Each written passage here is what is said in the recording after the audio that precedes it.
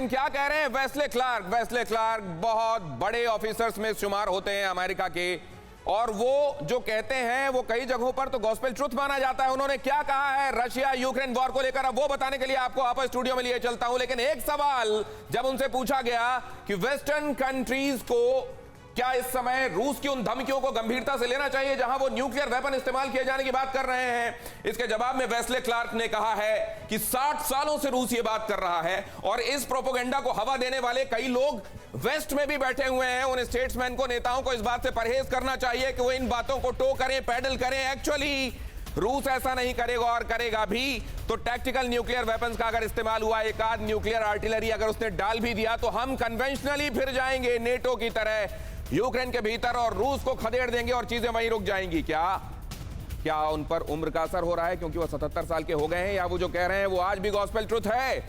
ये अहम खबर देखिए। रूस यूक्रेन युद्ध को लेकर बहुत बड़ा बयान, अमेरिकी टॉप मोस्ट कमांडर की अपील। यूक्रेन को हर हाल में जीतना ही होगा, यूक्रेन को जीतने के लिए मदद करनी होगी। नेटो के सुप्रीम कमांडर रह चुके हैं वेस्ले क्लार्क, सुनिए। I'd like to see long-range U.S. multiple launch rocket systems. And I'd like to see specific intelligence given in a humanitarian sense to be able to take out the Russian forces that are surrounding Mariupol. And I think this has to be an exception to the guidance that President Biden recently gave to the intelligence community. I think there's an exceptional humanitarian tragedy unfolding in Mariupol. I think the United States should give all indirect possible assistance as rapidly as possible to resolve this.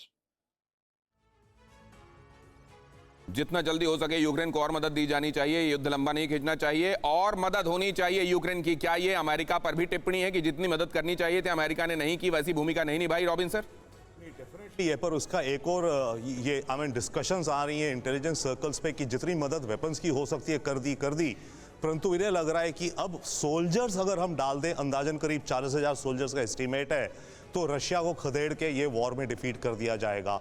एक तरह से Ukraine और NATO और America के मुंह जैसे कहते हैं ना खून लग गया है। उन्हें लग रहा है कि अब यूक्रेन, पहले तो बात थी कि वॉर रोकी जाए, सीज फायर हो, ओके, अब ये बात हो रही है कि रशिया को डिफीट किया जाए, रशिया को डिफीट किया, ओके, तो सीज और इसमें कुछ और हथियार दिए जाएं, कुछ स्पेशल वेपन पैकेज दिए जाएं, उसके तहत यूक्रेन को कुछ और हथियार दिए जाएं। वो पैकेज अगर उधार में जाते हैं तो उधार में दिया जाए, इसको फाइनेंस करने वाली अमेरिका की कंपनियां हो। क्या मैं इसको ठीक पढ़ रहा हूं? मैं आगे आपसे समझूंगा, लेकिन उससे पहले वेस्ले क्लार्क ने क्या कहा है वो सुन लीजिए। यूक्रेन को नेटो स्टैंडर्ड हथियार दिए जाएं। नेटो स्टैंडर्ड हथियार मतलब यह कि नेटो के लिए अप्लाई तो वो कर ही चुका है, उस स्टैंडर्ड के हथियार आप दें उसको, ताकि युद्ध लंबा ना खींचे। युद्ध को अगर पहले रोकना है तो आपको यह करना होगा, रूस के को बॉर्डर के पास कोई भी ठिकाना ना दें, बॉर्डर के पास कहीं पर भी उसको जमने ना दें, उसके पैर ना जमने दें, डोनबास से खदेड़ दें, खैरसोन से खदेड़ दें। मरियोपोल में सीज फायर के लिए यूनाइटेड नेशंस के जरिए कोशिश की जाए और कहा जाए कि यहां युद्ध विराम आप कीजिए, लोगों को यहां से सेफ पैसेज दीजिए और लोगों को निकलने दीजिए। पुतिन की परमाणु धमकी से डरकर रिएक्ट ना करें, 60 साल से दे रहे हैं, अभी तक नहीं किया, आगे भी नहीं करेंगे। रूस से समझौता नहीं, उसे खदेड़ने की कोशिश की जानी चाहिए, समझौता नहीं, उसे खदेड़ दिया जाए।